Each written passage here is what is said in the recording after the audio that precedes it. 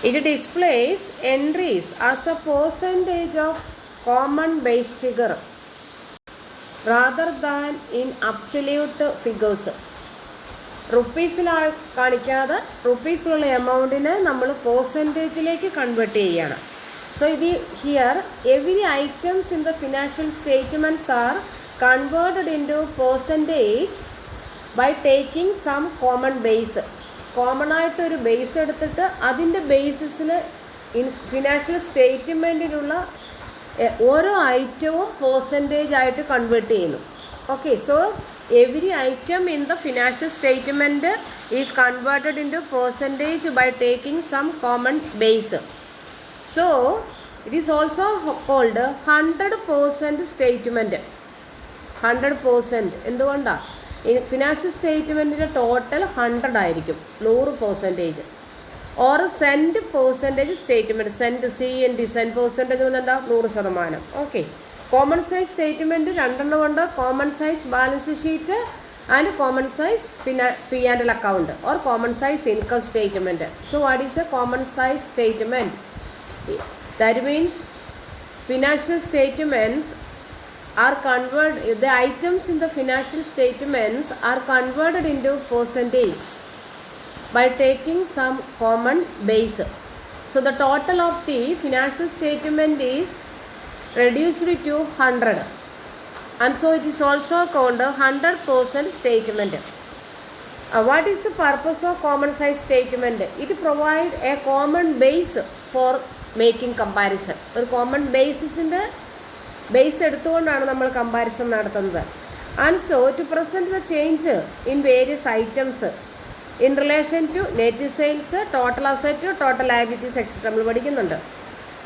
അപ്പം നമുക്ക് net change അറിയാൻ പറ്റും, കൂടുതലാണോ കുറവാണോ എന്നുള്ളത്. Okay, to establish relationship between various items we can show the relationship between various items in the financial statement. What are the limitations? ഒന്ന്, interpretation is very ഡിഫിക്കൽട്ടാണ്. രണ്ട്, it is not suitable for horizontal analysis. Then establishment of standard of percentage is difficult. നമുക്ക് compare ചെയ്യണമെങ്കിൽ ഒരു standard setup ചെയ്യണം, standard set ചെയ്യുന്നത് possible അല്ല. Then it doesn't disclose reasons for changes. ഇനി എന്താണ് ആദ്യത്തെ നമ്മൾ പഠിക്കുന്നത്? കോമൺ സൈസ് സ്റ്റേറ്റ്മെൻറ്റ് രണ്ടെണ്ണം, common size balance sheet, common size income statement. എന്താണ് common size balance sheet?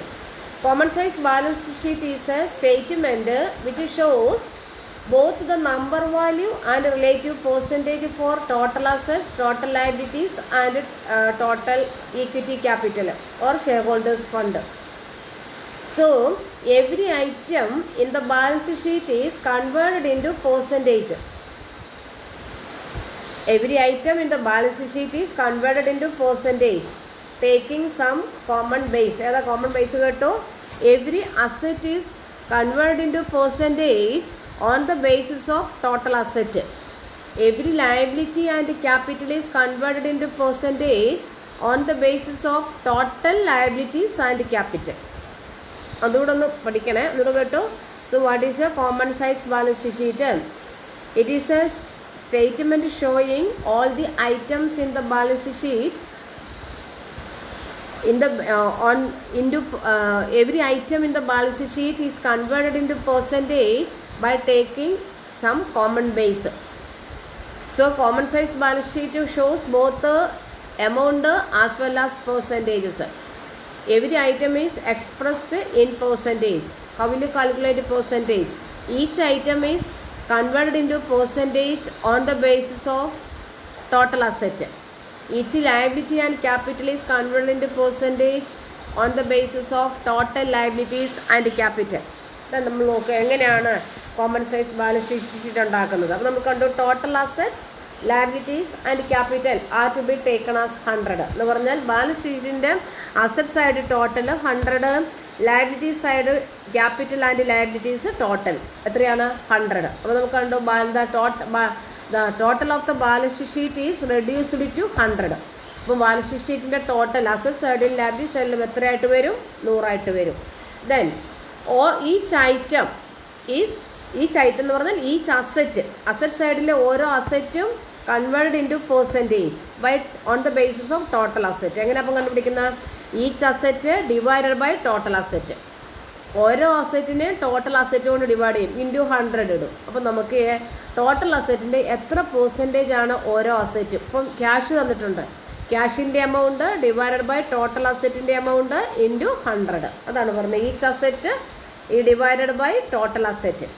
Then so thus every item on the asset side is expressed as a percentage of total asset. Then each item on the liability side is divided by total liabilities and capital and then multiplied by annukariyalathu. That means each liability is expressed as a percentage on the basis of total liability and capital. So the liability side total എത്രയായിരിക്കും? 100 ആയിരിക്കും. So each liability divided by total liabilities and capital into 100. Okay, സിമ്പിളാണ്. ഇവിടെ നിങ്ങൾക്കൊരു problem തന്നിട്ടുണ്ട്.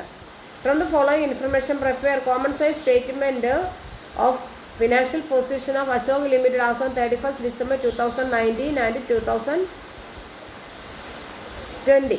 ഇവിടെ നിങ്ങൾക്ക് 2 വർഷത്തെ തന്നിട്ടുണ്ട്. Equity capital, share holders fund, share capital, resource and surplus, non current liabilities, long time borrowings, current liabilities, bills payable. ഇത്രയാണ് total വന്നിരിക്കുന്നത്. അടുത്തത് നോക്കുക. അസറ്റും തന്നിട്ടുണ്ട്. Assets, non current assets, fixed asset, then non current investment, current asset, ഇത്രയും തന്നിട്ടുണ്ട്. കണ്ടോ? നമ്മളെങ്ങനെ ചെയ്യുന്നതെന്ന് നോക്കുക. ഇവിടെയാണ് കൊടുക്കുന്ന പർട്ടിക്കുലേഴ്സ്, എമൗണ്ട്, പെർസെൻറ്റേജ്. മോളിൽ ഹെഡിങ് കൊടുക്കണേ. Common size balance sheet as on 31 March 2019, 2020. അപ്പോൾ ആദ്യത്തെ കോളത്തിൽ ഒരു പർട്ടിക്കുലർ കോളം, ദെൻ 19 എമൗണ്ട് എടുത്തു, 19 പെർസെൻറ്റേജ്, 20 എമൗണ്ട് എടുത്തു, 20 പെർസെൻറ്റേജ്. ഇനി നോക്കുക, നമ്മൾ അതേപോലെ കൊടുക്കുന്നു. Equity and liabilities, share holders fund, -, share holders fund, share capital 2019 4 ലക്ഷം. ഇനി എങ്ങനെ പെർസെൻറ്റേജ് കാണുന്നത്? ഇതാണ് ടോട്ടൽ. ഉണ്ടോ? 1,75 lakhs. So 4 lakh divided by 1,75 lakh. ഇങ്ങനെയാണ് നമ്മൾ കണ്ടുപിടിക്കുന്നത്. 4 lakh divided by 1,75 lakhs into 100. അപ്പോൾ നമുക്ക് കിട്ടി 22.86. നമ്മൾ ആദ്യത്തെ വർഷത്തെ ആദ്യത്തെ ഇയറിലെ കണ്ടുപിടിച്ചിട്ട് പോകുന്നതാണ് നല്ല.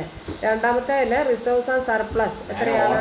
3 lakh. So 3 lakh divided by 1,75 lakh into 100. Then non current ലയബിലിറ്റീസിൽ long time borrowings 8 lakh divided by 1,75 lakhs into 100. Then current liabilities, bills payable മാത്രമേ ഉള്ളൂ, 2,50,000. So 2,50,000 divide by 1,75 lakhs into 100. ഇനി നമുക്കറിയാം ഇതെല്ലാം കൂടെ കൂട്ടുമ്പോൾ എത്ര കിട്ടും? 100. ഉണ്ടോ? അപ്പോൾ ലയബിലിറ്റി സൈഡിൻ്റെ ടോട്ടൽ 1,75 lakh എന്നുള്ളത് വെറും ഒരു 100ലേക്ക് നമ്മൾ ചെറിയ എമൗണ്ട് ആക്കി. ഇത് വെച്ചിട്ടാണ് നമ്മൾ അനാലിസിസ് നടത്തുന്നത്. ഇവിടെ നമുക്ക് അനാലിസിസ് വളരെ പെട്ടെന്ന് നടത്താം. അതായത് ഷെയർ ഹോൾഡേഴ്സിൻ്റെ കോൺട്രിബ്യൂഷൻ എത്രയുണ്ട്? 22.86% എന്ന് പറഞ്ഞാൽ 23%. നമുക്ക് റൗണ്ട് ഓഫ് ഫിഗർ എടുക്കാം. ഏകദേശം 23% ഷെയർ ഹോൾഡേഴ്സിൻ്റെ കോൺട്രിബ്യൂഷനാണ്.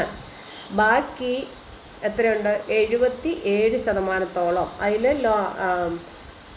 22 പ്ലസ് ഇതുമുണ്ട് കേട്ടോ, റിസർവ്സ് ആൻഡ് സർപ്ലസും ഉണ്ട്. അപ്പോൾ 22, 10, 32, 7, 39, ഏകദേശം 40% കേട്ടോ. ഇത് രണ്ടുകൂടെ കൂട്ടുമ്പോഴാണ് നമുക്ക് ഷെയർ ഹോൾഡേഴ്സ് ഫണ്ട് കിട്ടുന്നത്. ഏകദേശം 40% ഷെയർ ഹോൾഡേഴ്സിൻ്റെ ഫണ്ടാണ്. ബാക്കി 60% ബോറോഡ് ഫണ്ട്. അങ്ങനെ 60%. അതിന് ലോങ് ടൈം ലയബിലിറ്റി 45% വരുന്നുണ്ട്. അപ്പോൾ ഇവിടെ 60% ഉണ്ട്, ഇവിടെ 45% ഉണ്ട്. എന്ന് പറഞ്ഞാൽ കൂടുതലും അവർ ഡിപ്പെൻഡ് ചെയ്യുന്നത് ഏതിനെയാണ്? ബോറോഡ് ഫണ്ടിനെയാണ്. ഉണ്ടോ? അതിൽ 40% ലോങ് ടൈം നമ്മുടെ ഓൺഡ് ഫണ്ടും 60% ബോറോഡ് ഫണ്ടുമാണ്. ബോറോഡ് ഫണ്ടിൽ ലോങ് ടൈം ലയബിലിറ്റീസ് 45 പോയിൻറ്റും മറ്റേത് 14 പോയിൻറ്റും. എന്ന് പറഞ്ഞാൽ കമ്പനിയുടെ ഫിനാൻഷ്യൽ പൊസിഷൻ വലിയ കുഴപ്പമില്ല. ഇനി രണ്ടാമത്തെ വർഷത്തെ വീണ്ടും നമ്മൾ നോക്കുകയാണ്. രണ്ടാമത്തെ വർഷം നമ്മൾ അനലൈസ് ചെയ്യുന്നു. അവിടെ നമുക്ക് കിട്ടി 1,30 lakhs. ഇനി നമ്മൾ അതിൻ്റെ പെർസെൻറ്റേജ് കണ്ടുപിടിക്കുന്നു. ഇതുപോലെ തന്നെ each item divide by total. ഇനി ഇവിടെ നമ്മൾ ഇൻ്റർപ്രറ്റ് ചെയ്യുന്നത് എങ്ങനെയാണെന്ന് നോക്കിക്കേ. ഇവിടെ നമുക്ക് ഷെയർ ഹോൾഡേഴ്സിൻ്റെ ക്യാപിറ്റൽ കൂടിയിട്ടുണ്ട്. 22 എന്നുള്ളത് ഇവിടെ 53 ആയി. വളരെ റാപ്പിഡ് ഇൻക്രീസ് ഉണ്ടായിട്ടുണ്ട്. ഉണ്ടോ? ഏകദേശം പകുതിയുണ്ട് അവർ കൂടിയെന്ന് പറഞ്ഞാൽ ഇവിടെ 53 + 26 5 ഏകദേശം 80% ഷെയർ ഹോൾഡേഴ്സിൻ്റെ കോൺട്രിബ്യൂഷനാണ്. കണ്ടോ, ഷെയർ ഹോൾഡേഴ്സിൻ്റെ കോൺട്രിബ്യൂഷൻ. രണ്ടാമത്തെ വർഷമായപ്പോഴത്തേനും ഇവർ ബോറോഡ് ഫണ്ടൊക്കെ കുറച്ചു. ഇവർക്ക് ഓണേഴ്സിൻ്റെ കോൺട്രിബ്യൂഷനാണ് കൂടുതലും. ബോറോഡ് ഫണ്ട് എത്രയേ ഉള്ളൂ? 19.23% ഉള്ളൂ. അതാണ് കമ്പനി കൂടുതലും ഏത് ഫണ്ടിനെ ആശ്രയിച്ച് സെക്കൻഡ് ഇയർ ആയപ്പോഴത്തേനും ഓൺഡ് ഫണ്ട് മാത്രമാണ് ഉപയോഗിച്ചത്. കൂടുതലും ബോറോഡ് ഫണ്ട് കുറഞ്ഞു. ഓക്കെ, ഇനി നമ്മൾ കറണ്ട് അസറ്റ് ഇവിടെ നമ്മൾ കണ്ടതാണത്. ഇനി നമ്മൾ അസറ്റ് നോക്കുക. അസറ്റിൽ non current asset, fixed asset. ഇവിടെ ക്ലെയിം എമൗണ്ട് നിങ്ങൾക്കറിയാമല്ലോ, 9 lakh / 1 crore 75 lakh കൊണ്ട് 51.43%. ദെൻ നോൺ കറണ്ട് ഇൻവെസ്റ്റ്മെൻറ്റ് എത്രയുണ്ട്? 22.86. കറണ്ട് അസറ്റ് എല്ലാം കൂടെ എത്രയുണ്ട്? 17, 8, 25, 26%. ഇതാണ്. അതിൽ കൂടുതൽ നമുക്കറിയാം 51.43% ഫിക്സഡ് അസറ്റാണ്. ഈ ഫിക്സഡ് അസറ്റ് മെയിനായിട്ട് അവർ എവിടെ നിന്നൊക്കെ ആയിരിക്കും ഫണ്ട് ഉപയോഗിച്ചിരിക്കണം കേട്ടോ.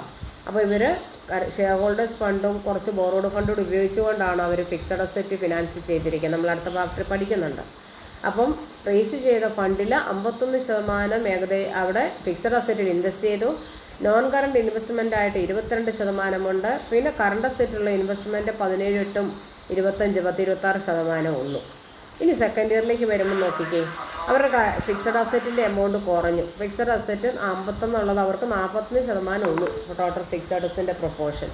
ദെൻ കറണ്ട് അസറ്റ് ഇവിടെ കൂടുതൽ ഇൻവെസ്റ്റ്മെൻറ്റ് കറണ്ട് അസറ്റിലാണ് വന്നത്. 22 26 ദെൻ ഓരോ അസറ്റിൻ്റെ ഇവിടെ പറഞ്ഞിട്ടുണ്ട്.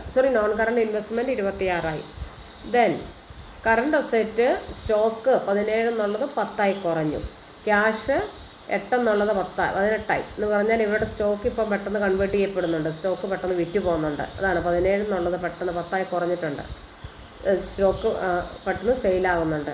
ലിക്വിഡ് ക്യാഷ് കൂടി 8 18. ഇതാണ്. അപ്പോൾ ഇത് വെച്ചിട്ട് നമുക്ക് അനാലിസിസ് പെട്ടെന്ന് നടത്താൻ പറ്റും. ഇതിനാണ് കോമൺ സൈസ് ബാലൻസ് ഷീറ്റ്. ഓരോ ഐറ്റവും എന്തിൻ്റെ ബേസിസിൽ?